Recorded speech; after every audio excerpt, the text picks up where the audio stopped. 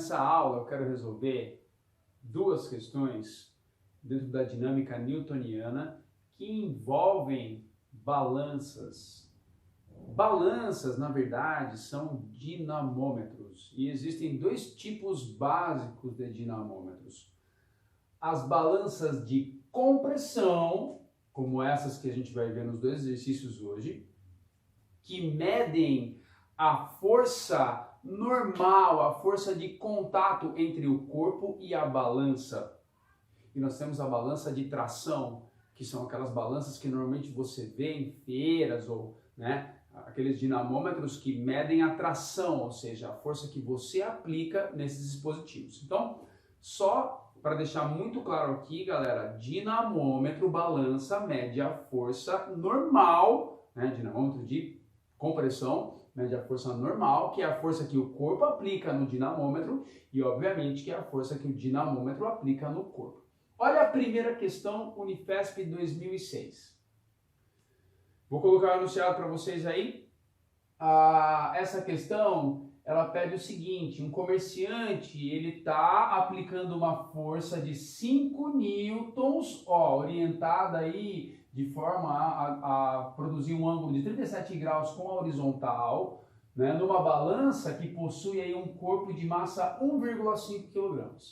E aí dá para você o seno, o cosseno de 37 graus e o g, que é 10 metros por segundo ao quadrado. A pergunta é: qual é a indicação da balança, que nesse caso aqui está graduada em quilogramos? Então, vamos lá. Gente, pediu indicação de balança de compressão, você tem que ir atrás da força normal. Falando nisso, olha só, a gente começa essa questão desenhando as forças nesse corpo que está aqui. Então, quais as forças que atuam nesse corpo? Nós temos o peso desse corpo aqui, vertical para baixo, e se ele tem massa 1,5 kg e o G é 10, já vou colocar aqui, o peso vale 15 newtons, vertical para baixo.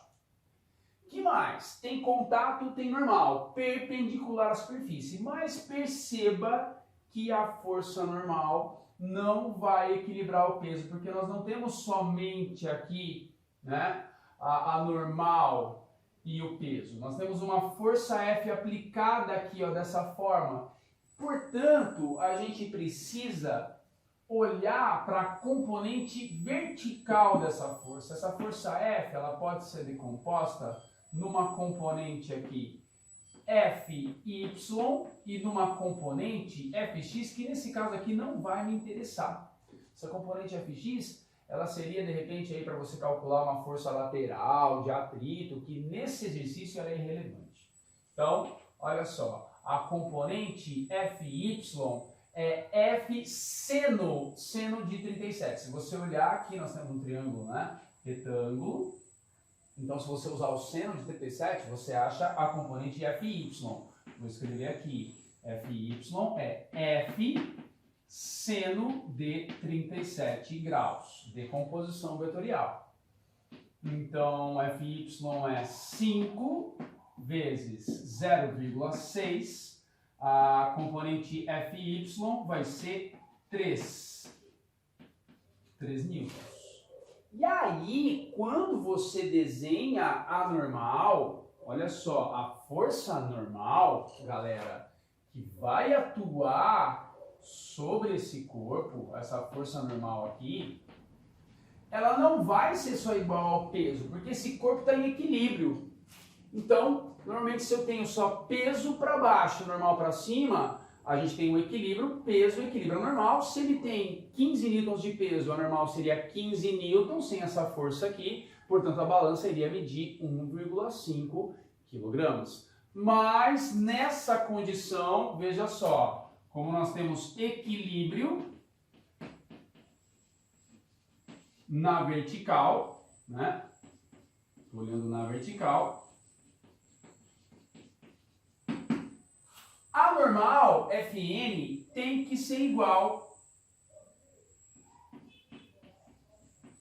ao peso mais a componente que eu chamei de Fy. Portanto, nós temos aqui uma força normal que vai ser 15 mais 18, que é, ou melhor, 15 mais 3, que é 18 newtons. Se essa balança estivesse graduada em newtons, como normalmente elas estão nos exercícios, né, no dia a dia não, no dia a dia elas estão graduadas em quilograma mesmo. Se ela tivesse em newtons, 18 newtons seria a resposta. Como ela está graduada em quilogramas, é só você dividir por 10 esse valor para ter uma massa aparente aí, né? Como se o peso fosse 18 e o peso não é. Isso aqui a gente chama de peso aparente, né? Portanto, essa massa aqui, ó, tá? Seria 1,8 quilogramas, ou seja, a indicação da balança é 1,8 quilogramas. Beleza? Essa é a primeira. Vamos lá, vamos para a segunda questão. Bora lá, curso aí São João da Boa Vista. Estou com vocês. Vamos lá. Gente, um homem de 90 quilogramas está sobre uma balança dentro de um elevador, situação clássica. E aí a questão pede o seguinte, letra A, qual vai ser a indicação da balança? Agora essa balança está medindo, né, em newtons.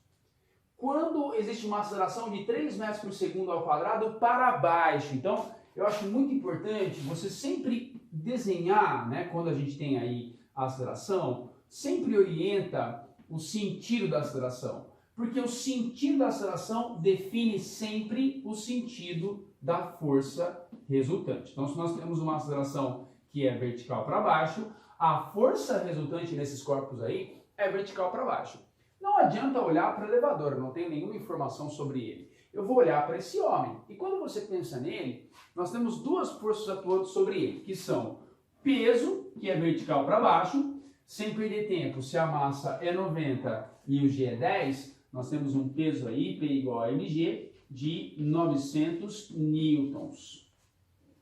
Agora, galera, além do peso, ele está sobre uma balança, a balança aplica uma força de compressão nele, denominada força normal. Mas essa força normal não está equilibrando o peso, porque eu só tenho essas duas forças atuando e esse cara não está em equilíbrio. Ele está acelerando para baixo, portanto eu já sei, inclusive, que essa normal vai ser menor que o peso.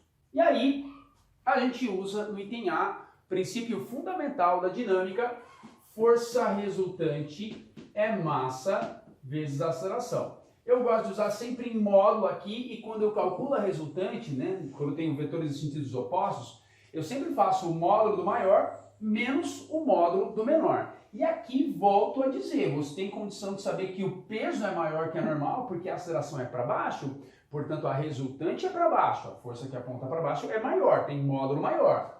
E aí vai ficar assim então, 900 menos a força normal que eu quero, a massa é 90 e o módulo da aceleração é 3.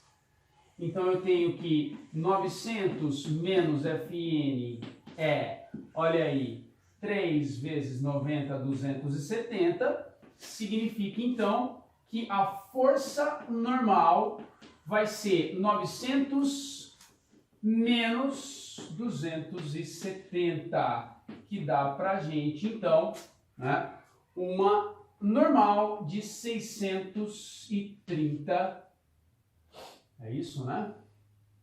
630 newtons.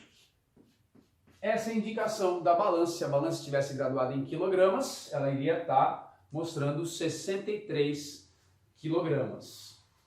Agora, para terminar, se a balança mede 1080 newtons, qual o módulo e o sentido da aceleração? Então agora é o contrário. Agora pensa que a pessoa está aqui e a balança mede 1080 newtons. Balança, volto a dizer, mede força normal. Então significa que a normal sobre esse homem é 1080 newtons.